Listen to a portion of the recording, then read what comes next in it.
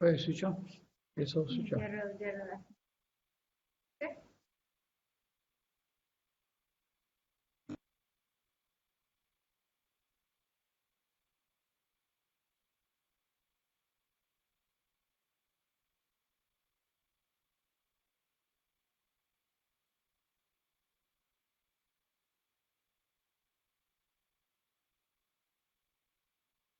Assalamualaikum, salam sejahtera dan salam Ramadan kepada semua yang sedang mengikuti siaran ini. Saya Farhana Halim dan anda akan bersama saya untuk tempoh 45 minit dalam satu sesi bual bicara sorotan genting yang bersiaran secara langsung dari FB CSO Platform for Reform. Tuan-tuan dan puan-puan, seperti mana yang kita semua sedia maklum, realiti dunia telah berubah ekoran penularan COVID-19 dan kita mempunyai satu kelaziman yang baru.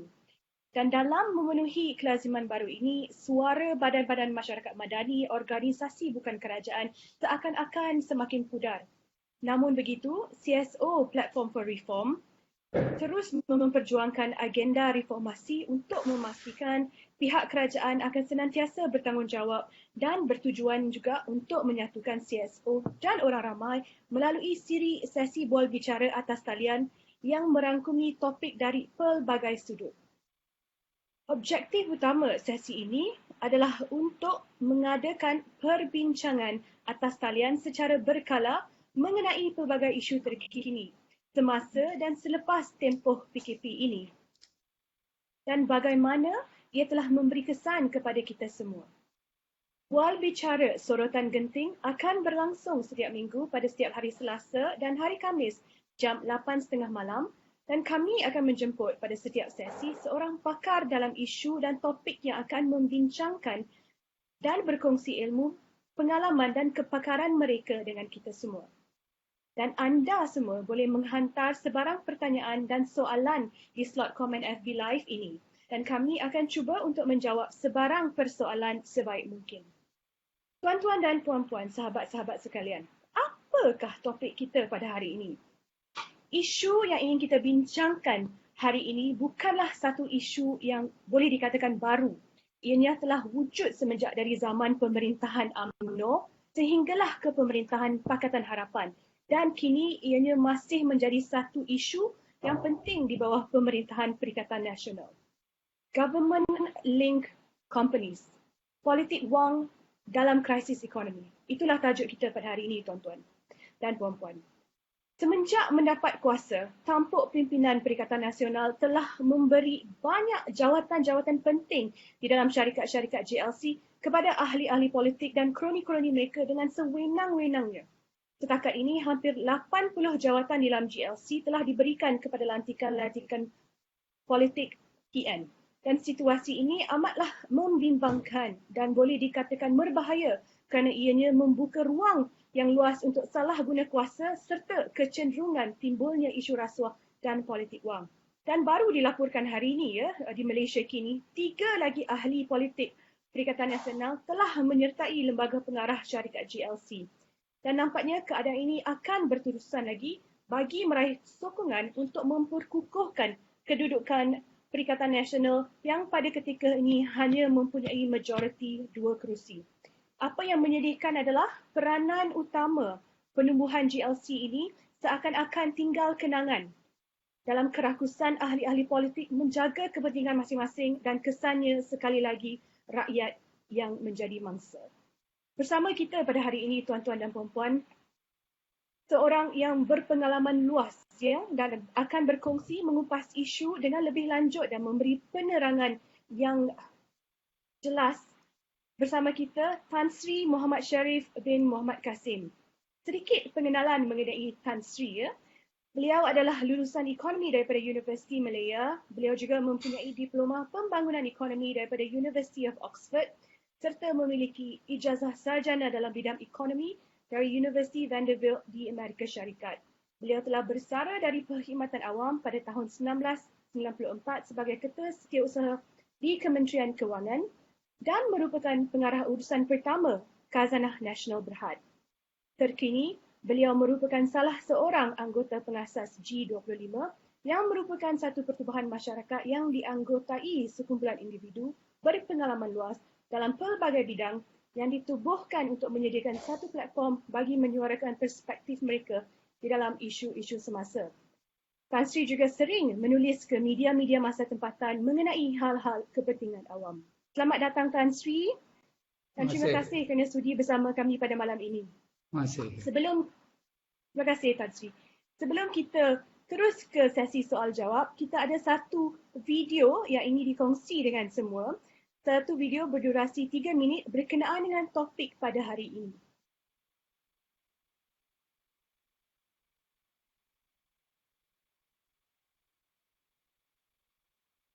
How many GLCs are there in Malaysia?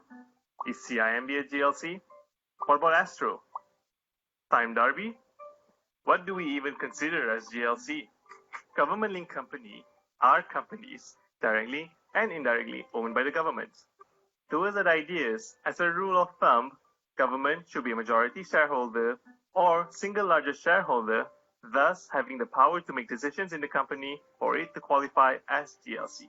So, these are companies such as Telekom Malaysia, Maybank, Petronas, Armaniaga, and Malaysia Airlines. Government-linked investment company invests on behalf of the government and the public. Known as the Seven Sisters, each one has their own mandates. Minister of Finance Incorporated is a holding company for Ministry of Finance. Khazanah is Malaysia's sovereign wealth fund. Khazanah has two objectives. First, they grow financial assets and diversify revenue sources for the country. Secondly, they hold assets that bring long-term economic benefits. They both invest on behalf of the government. Kumpulan Wang Simpanan Pekerja, Lembaga Tabung Haji, Lembaga Tabung Angkatan Tentera, Kumpulan Wang Persaraan, and Permodalan Nasional Berhad. All of these invest on behalf of the people. Now, let's look at ways a company can be considered a GLC. GLCs can be companies owned by GLICs. A GLC can also be indirectly owned by the GLIC.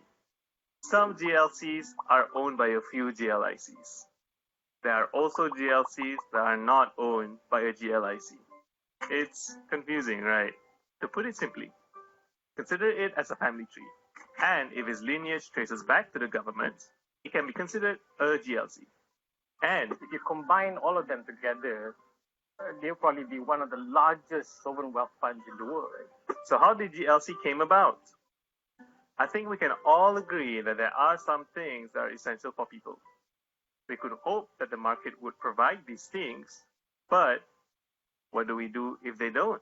There are, often very good reasons for the state to intervene in the market, particularly when it comes to solving public policy issues or trying to achieve certain social objectives that are not currently being met. And thus, GLCs are born to help these market failures. So, how many GLCs are there? 20, 30, 100? Actually, we don't know. The government has never announced a total number of GLCs in Malaysia. There are no widely agreed upon definition, but based on our research, following these criteria, there are 71 of them. However, it is likely that many have fallen under the radar. According to another research, GLC makes up more than 40% of the market value of all public listed companies in Malaysia. Although GLC came from a good place, we think that there are underlying issues that needs to be addressed. Join us in the next video as we explore the issues of GLC and the potential solution that the forum came up with.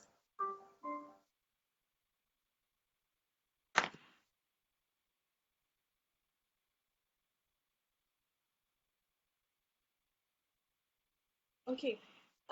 Melalui video itu tadi kita telah melihat sedikit sebanyak latar belakang very briefly secara ringkas mengenai GLC dan jenis-jenis GLC yang sedia ada.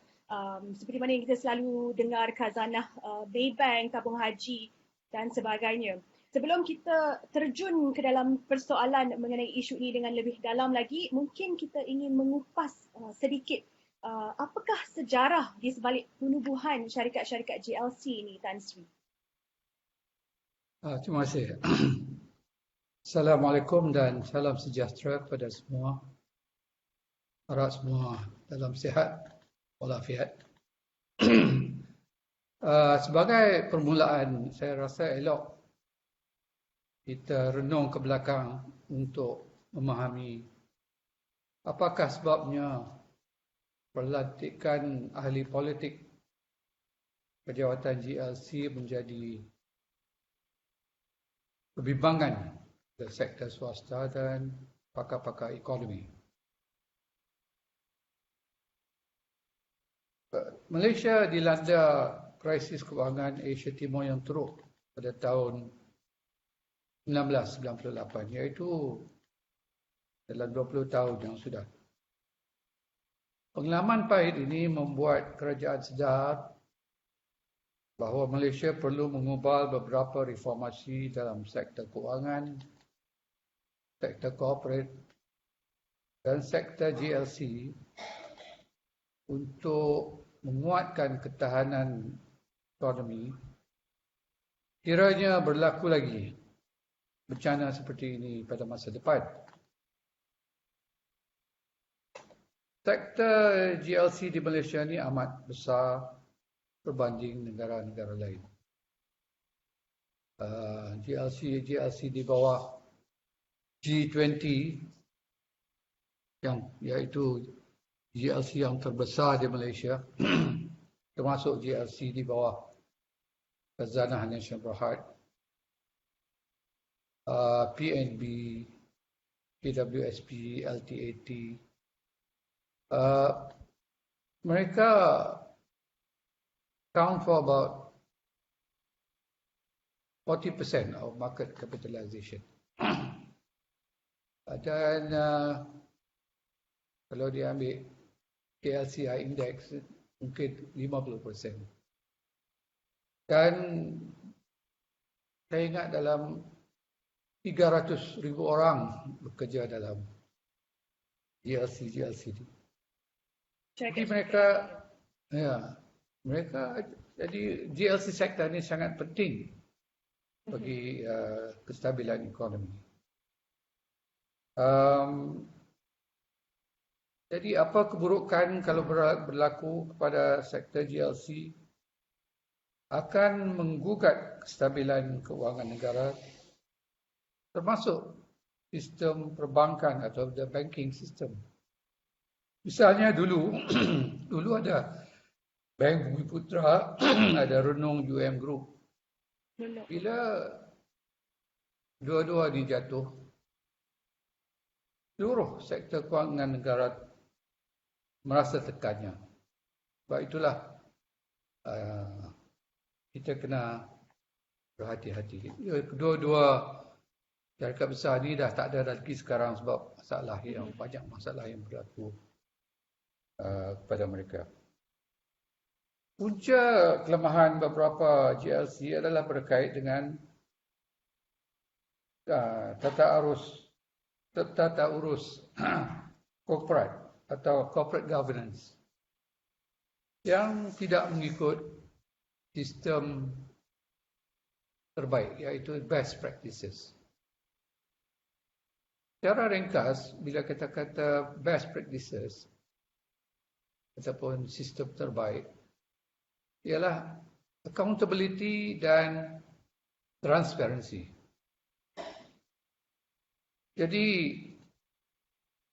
di antara reformasi yang dibuat oleh Bank Negara Malaysia, Suruhanjaya Security, Khazanah Nasional Berhad, PNB dan KWSP ialah dalam bidang pelantikan kepada lembaga pengarah bagi seluruh sektor bank, kerana bank negara dia tumpu kepada sektor bank.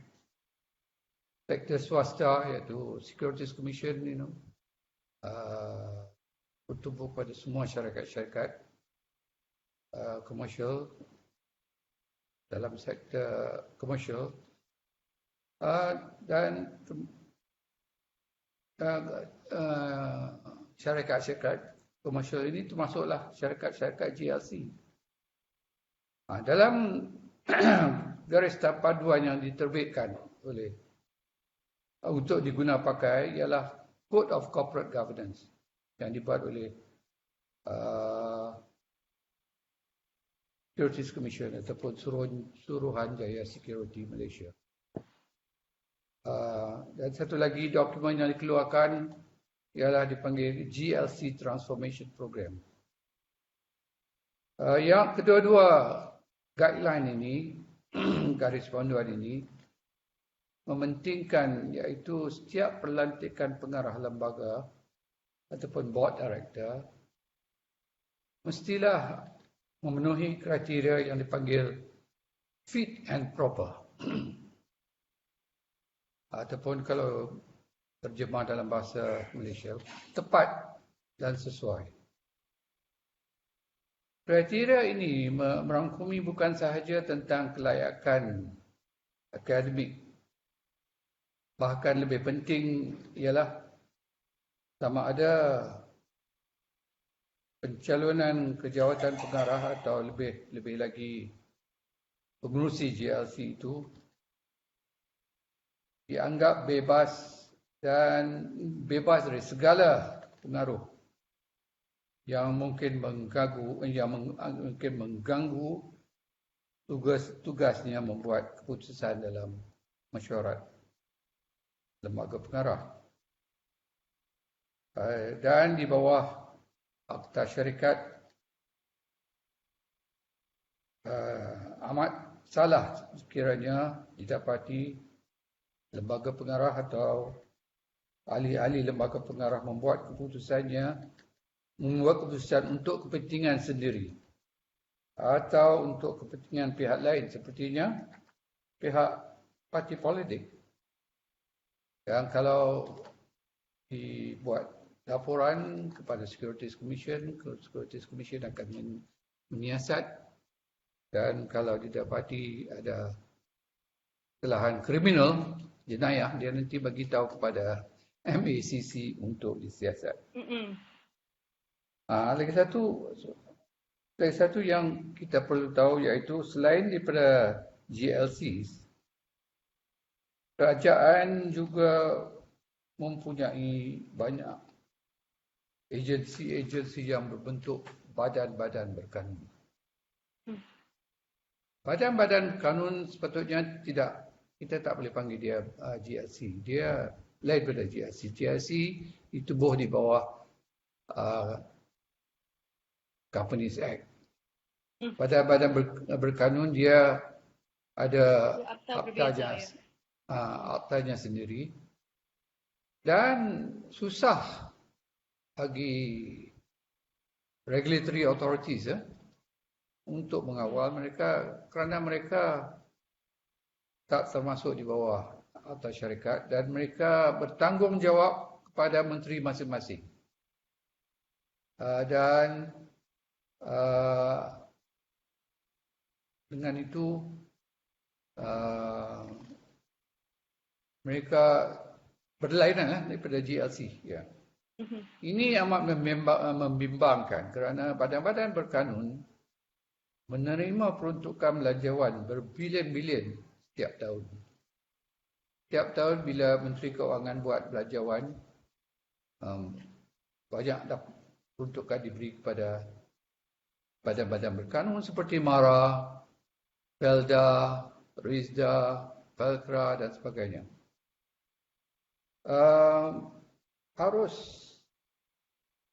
Saya rasa mereka, walaupun mereka tak termasuk dalam garis panduan Securities Commission, mereka harus mengambil pakai garis panduan ini supaya dapat menjalankan badan-badan berkanun ini dengan baik.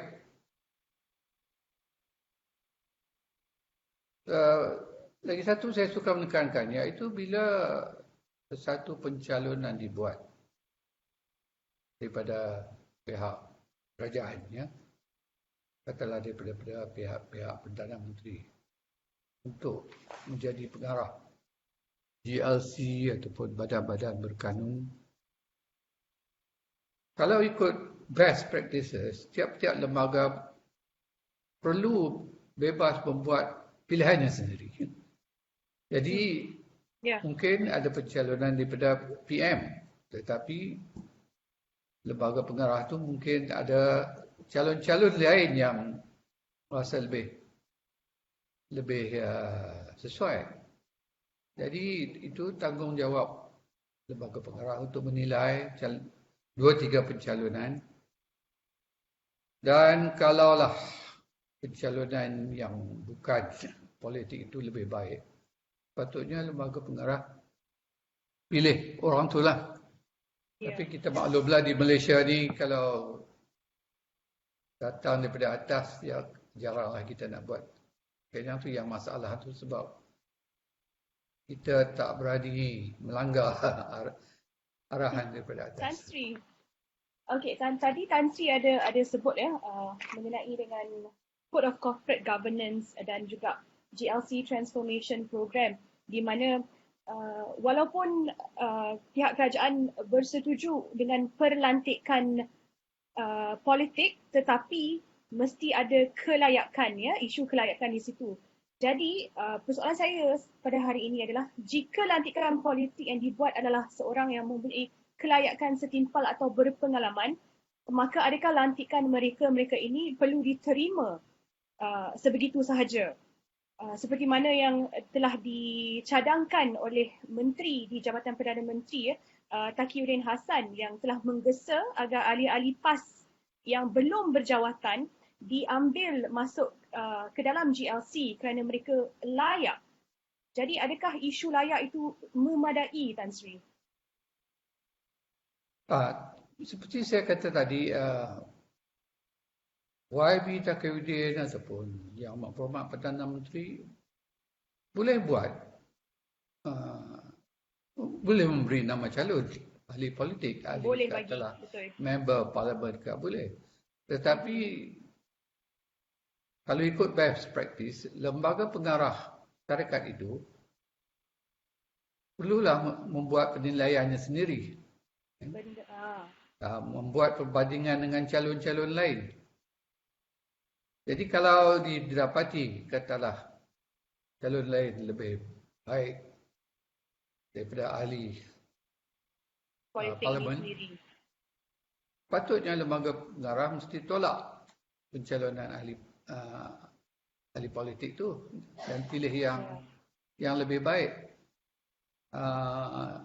Itulah saya kata tadi, culture di Malaysia ni kita segan nak buat begitu. Sebab apa? Kita kata lawan, Adakah ini, Tan Sri, kerana majoriti share dipegang oleh pihak kerajaan sendiri dalam kebanyakan syarikat-syarikat GLC ini, menyebabkan ahli-ahli lembaga pengarah yang tidak ada kaitan dengan politik, bukan ahli parlimen, tidak berani bersuara ataupun menentang cadangan yang diberi oleh pihak kerajaan? Kita perlu ingat, walaupun dalam syarikat tu kerajaan mempunyai majority share, yang tebal, tetapi mengikut Code of Corporate Governance, kita kena juga ambil kira pemegang saham yang kecil, minority shareholders. Kepentingan mereka tidak boleh diketepikan. Sepatutnya, Sepatutnya untuk justice,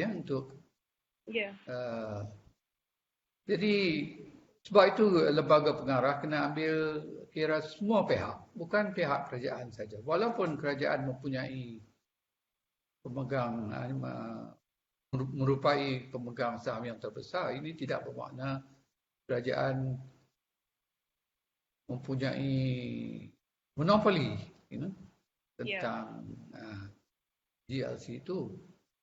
Lagi satu saya suka menekankan di sini, iaitu banyak GLC besar adalah GLC, mereka itu disenarai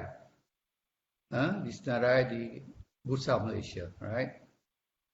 Bila mereka disenaraikan di bursa, mereka mengharap pelabur-pelabur tempatan, pelabur-pelabur luar negeri akan membeli share, right? So, kalau ada minat nak beli, harga share nanti naik. Tetapi kalau pelabur-pelabur tempatan, pelabur-pelabur asing tengok syarikat itu dikuasai oleh orang-orang politik, mereka akan bimbang. Dia rasa ragu-ragu sama ada boleh tak harap syarikat ini sama ada ketulusan ataupun tak dalam pentadbiran syarikat itu sendiri, ya Tan Sri? Ya. Itu menjadi persoalan, ya. Jadi bila investors, foreign investor ni lihat bila sesebuah pentadbiran syarikat JLC ini dimonopoli oleh pihak kerajaan, dia menimbulkan kegusaran di hati mereka kerana dipegang oleh pihak kerajaan. Jadi di situ menimbulkan kebimbangan, benar Tan Sri? Ya, memang. Saya boleh bagi contoh TNB dan Telekom, ya.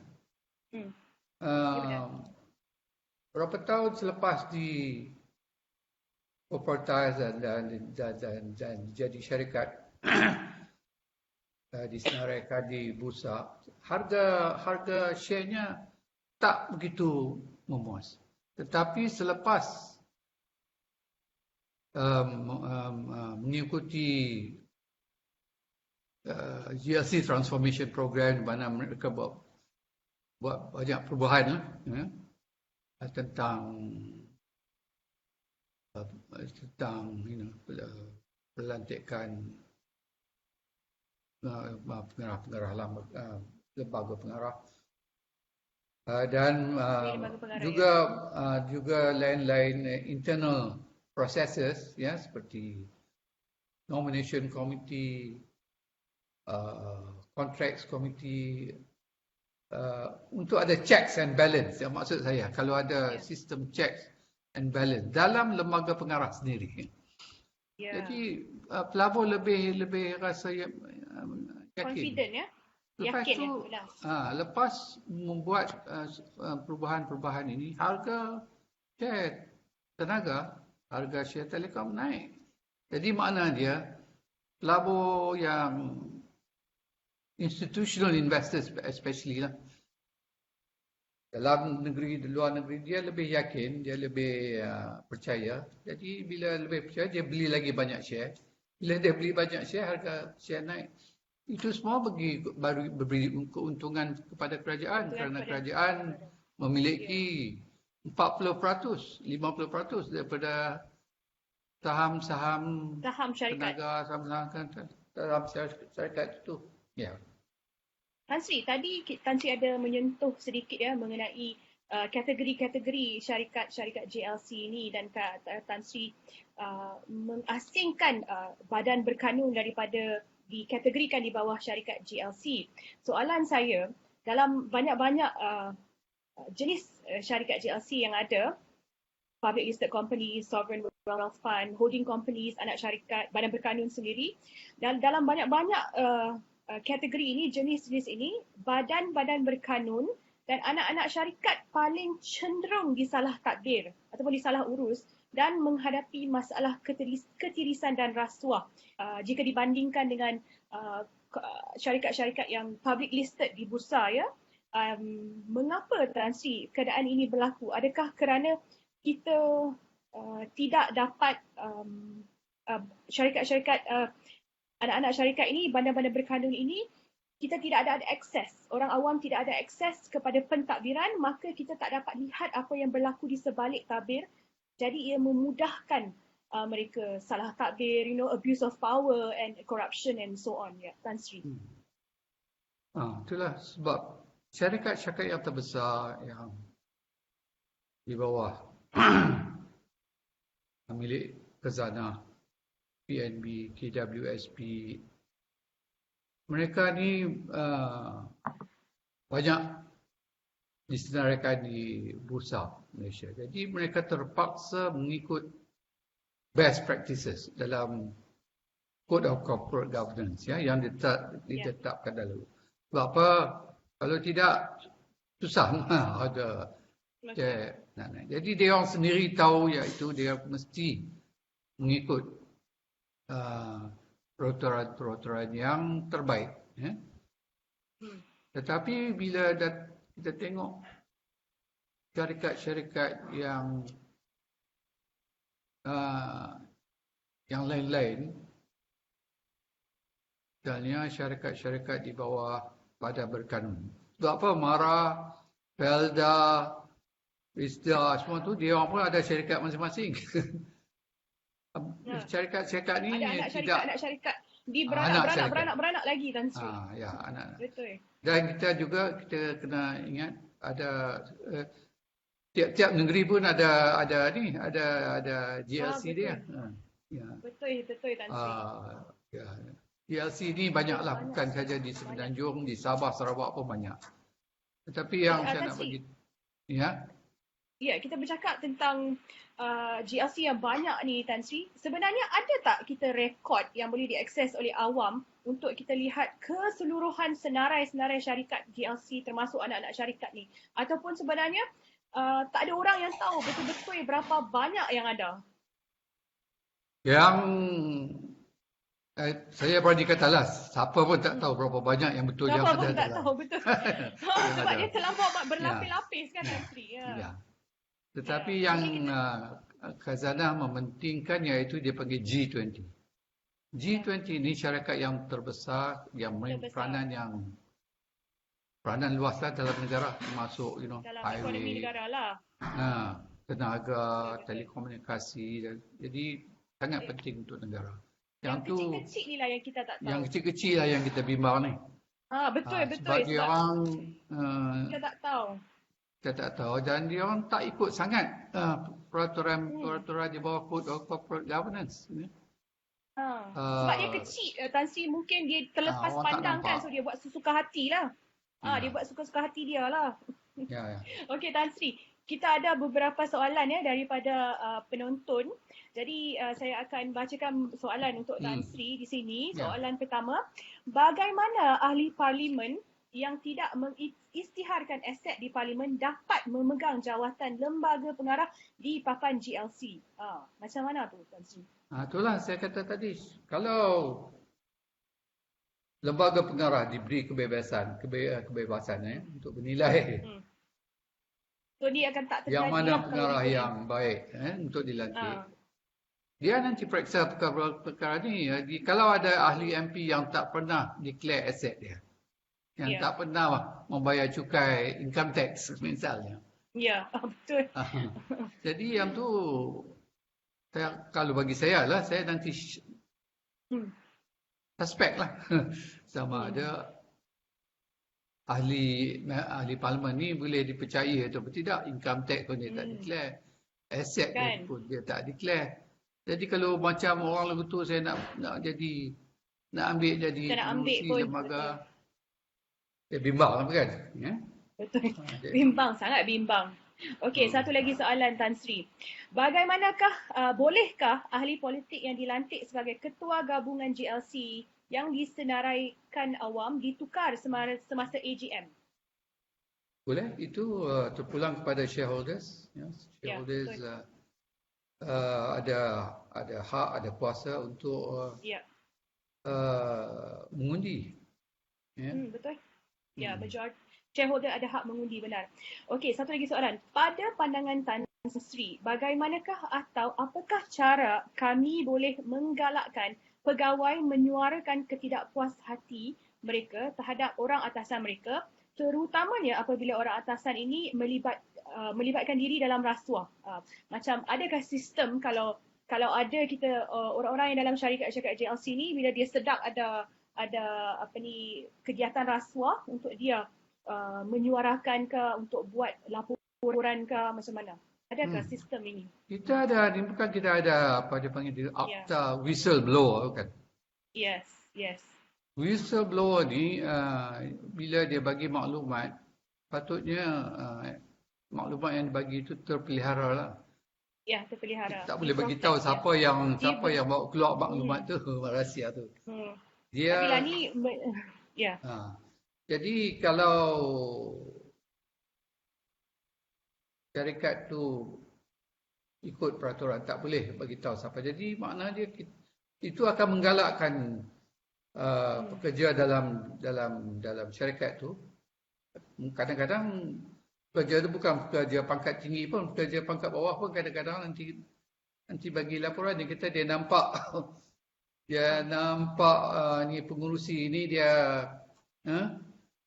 buat kerja yang tak betul, yang tak senonoh. Sepatutnya mereka jadi, ada bila dah kebebasan dapat lah ya. Bila dah dapat maklumat begitu, pihak berkuasa kena buat siasatan. Tindakan. Ya, siasatan. Yang sewajarnya. Betul. Betul, Tan Sri. Okey. Satu soalan dari saya, Tan Sri. Okay. GLC ni ditubuhkan dengan objektif untuk membantu golongan miskin, golongan yang memerlukan, dan juga bagi menghapuskan ketidakadilan sosial secara amnya. Semasa penubuhan di zaman Tun Razak di 1960s, that was the main intention, untuk memelihara ataupun mengangkat martabat orang-orang Melayu, orang-orang yang yang memerlukanlah orang miskin. Sekiranya syarikat-syarikat ini dapat memenuhi peranan mereka dan beroperasi dengan baik, sebagai rakyat, mengapa isu kepincangan pentadbiran syarikat ni kita ambil kira? Macam contoh, Tan Sri, saya bagi contoh. Tabung haji. Memang kita dengar pasal rasuah dia. Kes rasuah di court tengah berjalan, terpalit dengan isu rasuah. Tetapi sebagai orang Islam, saya boleh berfikir seperti tiap-tiap tahun saya dapat pergi haji je, pergi umrah. Jadi kenapa isu ni kita perlu ambil kira? Maksudnya objektif dia jalankan, operasi dia masih jalan, tapi pada masa yang sama ada isu-isu salah takbir urus, isu-isu korupsi dalam syarikat. Kalau ikut dulu badan-badan berkanun yang betulnya sepatutnya kita tak boleh pakai perkataan istilah GLC. Yang tabung haji, Felda, Rizda, Mara, semua ni kita panggil badan-badan berkanun. Berkanun. Walaupun badan kanun ni kadang-kadang dia orang pun menubuhkan syarikat sendiri juga. Yang tu pun syarikat mereka lah yang dipanggil GLC. Tapi badan-badan berkanun sendiri bukan GLC. Mereka ditubuh untuk membuat pembangunan. Pembangunan terutama sekali pembangunan luar bandar. Sama ada Felda, Felkra, Rizda. Tumpuan dia luar bandar. Bukan komersial, tugas dia bukan komersial, tugas dia pembangunan, menolong rakyat miskin. Menolong orang miskin, betul. Bukan untuk membuat profit. GLC tujuannya untuk membuat keuntungan komersial. Sebab dia GLC dia operate dalam commercial sector. Badan-badan berkanun dia operate sebagai development agency, Macam dalam agriculture kita ada, kalau jabatan kerajaan kita ada Department of Agriculture, bukan? Jabatan Pertanian. Kita ada Jabatan Perikanan. Kita ada jabatan ni. Selain daripada jabatan-jabatan kerajaan di bawah kementerian, banyak juga kementerian ada badan berkanun. Itu dia sebab kita boleh anggap badan berkanun ini sebagai extension of the ministry. Selain daripada kementerian, selain daripada jabatan, dia ada badan-badan berkanun. These are the implementing arm of the departments. Macam Rizda semua tu dia badan berkanun. Dia ada aktanya sendiri, dia ada lembaga pengarah dia sendiri. Tapi tugasnya ialah pembangunan. Felkra, Rizda. Saya rasa badan-badan berkanun ini sepatutnya menumpu kepada tujuan asalnya. Pembangunan. Membantu. Tetapi yang masalah yang kita tengok di Felda tu, dia buat syarikat FGV, kan? Tahu kan cerita FGV? Ya. Tengok apa jadi FGV, Jadi bila dah jadi begitu, seluruh Felda dianggap sebagai gagal. Kerana 1-2 unit, seluruh badan berkanun tu jadi inilah, dia jadi rosak lah. Dia Ya. rosak. Betul. Kerana nilai Jadi- setitik rosak susu sebelanga, Tan Sri. Jadi kerana nilai setitik satu belanga rosak. Itu Habis yang- satu belanga rosak kena buang. yang tu dia yang tu tepat, betul. Sebab itu saya kata badan berkanun buat kerja pembangunan. Buat kerja pembangunan untuk tolong orang Melayu, orang luar bandar, kebun kecil getah, kebun kecil Peneroka kelapa Felda. sawit, fisherman, ya, Betul. dan sebagainya. Tak payahlah Okey. duk buat kerja Duk buat GLC syarikat. tu buat kerja syarikat tak payah. Betul. Okey, Tan Sri, satu soalan lagi daripada FB kita ya. Isu GLC terlalu tinggi ya, high level untuk rakyat biasa. Isu kita mungkin kurang berkaitan dengan permainan ekonomi besar-besaran. Apakah kesan permainan politik wang untuk orang biasa, Tan Sri? Mungkin ramai kan. Ini pun saya pun ada soalan ni juga sebab ramai rakyat tidak tahu ataupun tidak begitu peduli mengenai masalah salah takbir GLC, badan berkanun ataupun masalah rasuah dalam GLC dan badan berkanun ini kerana tidak anggap sebagai isu periuk nasi ya, bukan rice and bowl punya isu. Mengapa rakyat tidak rasa kesan ketirisan dan salah guna kuasa di dalam GLC ini ataupun mereka tidak sedar kesannya, Tan Sri? Kita tak boleh kata tak ada kesan kepada rakyat sebab bila Ada kesan. bila Bank Bhumiputra mengalami masalah, pekerja-pekerjanya terlibat. Setengah kena buang kerja, setengah takut lari cari kerja lain. Ya. Betul, Setengah kesian. yang bergantung kepada Bank Bhumiputra untuk mendapat pinjaman tak boleh dapat pinjaman. Jadi rakyat menerima kesannya. Sebab itu kalau GLC tu jatuh, banyak orang Melayu pun jatuh. Jadi kita kena Kesan dia sangat besar juga, Tan Sri. kalau satu dua tak apalah, kalau banyak-banyak jadi begitu macam mana? Dan seperti kita tahu kalau ikut perangkaan, kebanyakan pekerja-pekerja dalam GLC itu adalah orang Melayu. Betul. Sama ada di peringkat pengurusan, peringkat pertengahan atau peringkat bawah, kebanyakan Melayu. Jadi kalau kita kira semua mungkin tak tahulah ratus ribu, mungkin 1-2 million kot yang bekerja dengan Tenaga kerja besar sekali ya. Dengan GLC, ya. Kalau kita kira semualah di peringkat persekutuan, peringkat negeri, peringkat badan berkanun, ratus-ratus ribu Melayu bekerja. Jadi kalau jatuh, terpaksa ditutup kerana setiap tahun merugikan kerajaan. Jadi orang Melayu juga nanti susah. Ya. Selain daripada pekerja-pekerja GLC sendiri, kita macam contoh sebagai penyimpan di tabung haji tahun lepas, hibah yang dapat tu sangat sedikit ya. Itu juga merugikan dan boleh memberi kesan kepada rakyat ya, Tan Sri? Ya. Jadi tabung haji ini dia bergantung kepada keuntungan daripada pelaburan-pelaburan yang dibuat. Banyak daripada pelaburannya ialah dalam syarikat-syarikat lah yang ditubuh. Ya. Ada banyak syarikat tabung haji yang besar tetapi tidak untung. Jadi bila syarikat-syarikatnya rugi, ini mengurangkan jumlah profit. Bila kurang profit tabung haji, kuranglah dia bagi dividen. Betul. Kita juga yang kena balik. Okey, soalan terakhir Tan Sri ya. Kita pun dah masa dah nak habis. Soalan terakhir saya. Masalah ni semua pasal pelantikan ataupun lantikan politik. Jadi kalau kita buang semua, tamatkan perkhidmatan semua lantikan politik ni, adakah masalah salah takbir syarikat-syarikat GLC, badan-badan berkanun ni akan berakhir? ataupun sebenarnya masalah ini lebih besar dan memerlukan perubahan yang lebih besar dari segi sistem dan perlu mekanisme diubah, ya, bukan sekadar menamatkan sahaja ataupun buang saja ahli-ahli politik, ahli-ahli parlimen yang telah dilantik ini. Saya tak mau kata begitulah sebab apa, ada banyak sebab yang syarikat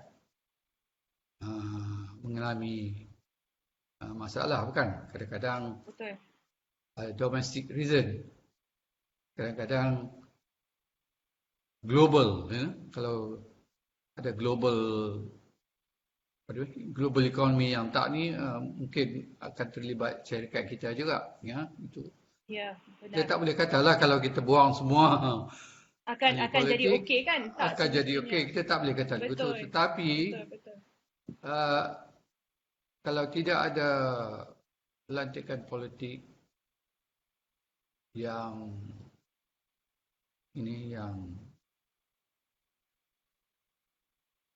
tidaklah, kalau tidak ada buat pelantikan politik yang betul, ini akan merumitkan perjalanan syarikat. Ya. Saya suka kata bila pengurusan tengok pelantikan tu dia tak berapa suka. Sebab dia tahu, dia dengar dengan kawan-kawan yang dilantik tu, orang politik yang dilantik tu ada cerita lama yang tak baik. Ya. Dia nanti rasa bimbang. Dia kalau dia CEO, dia CFO ataupun dia COO, ya, dia bimbang, aku ni ada masa depan aku di syarikat ni. Betul. Bila dia semangat dia dah lemah, kalau 2-3 orang di atas pengurusan semangat dia lemah, saya boleh janji semua kerja nanti rasa lemah. Ada masalah. Jadi kalau jadi begitu, susahlah syarikat tu nak berjaya. Benar Tan Sri. Jadi masalah ini solusinya bukan semudah itu, ya, bukan semudah kita buang semua lantikan politik ataupun tamatkan. Jadi ini memerlukan reformasi sistem itu sendiri untuk kita memperbetulkan balik masalah ketirisan, masalah talah takbir urus, ya. Tan Sri, kita telah sampai ke akhir sesi Bual Bicara pada hari ini. Semestinya isu ini adalah satu isu yang sangat kompleks dan satu sesi saja selama 45 minit ni memang tak cukup lah untuk kita berbincang dan berdiskusi secara mendalam dan terperinci mengenai isu GLC ini. Namun kami berharap agar perbincangan kita pada hari ini yang telah dibuat dapat memberi manfaat kepada semua yang sedang menonton agar kita dapat memahami masalah ini dengan lebih baiklah, lebih sedikit, ya. Dan kami ingin mengambil peluang ini untuk mengucapkan ribuan terima kasih kepada Tan Sri kerana sudi meluangkan masa untuk bersama kami pada malam ini, sesi sorotan genting kita. Di dalam kesibukan Tan Sri sendiri mungkin untuk persiapan Hari Raya. Terima kasih Tan Sri. Saya pun terima kasih kepada semua pendengar. Ya. Harap semua sihat. InsyaAllah. Selamat Raya, dan saya mengucap selamat Raya kepada semua. Ya, saya ingin mengambil peluang ini untuk memohon maaf sekiranya tersilap kata, terkasar bahasa, dan memohon maaf sekiranya terdapat sebarang masalah teknikal di sepanjang sesi ini. Kita tidak akan bersiaran minggu hadapan bersempena dengan sambutan Hari Raya Aidilfitri. Maka selamat Hari Raya Aidilfitri diucapkan kepada semua umat Islam dan semoga Aidilfitri di dalam norma baru ini membawa 1000 makna kepada kita semua, dan marilah kita elak untuk overdose lemang dan rendang. Sebelum saya tamatkan siaran, izinkan saya akhiri sesi kita dengan kata-kata ini. Demi berpaut pada kuasa berjual beli sana sini, demi jawatan ingin dijaga, bermurah hati habuan diberi. Tapi engkau jangan lupa rakyat sentiasa memerhati. Yang korup pasti akan jatuh suatu hari nanti. Assalamualaikum, selamat malam, dan sekali lagi selamat Hari Raya Aidilfitri, maaf zahir dan batin. Selamat Raya Tan Sri. Selamat Raya, terima kasih. Terima kasih. Bye, good night. Good night.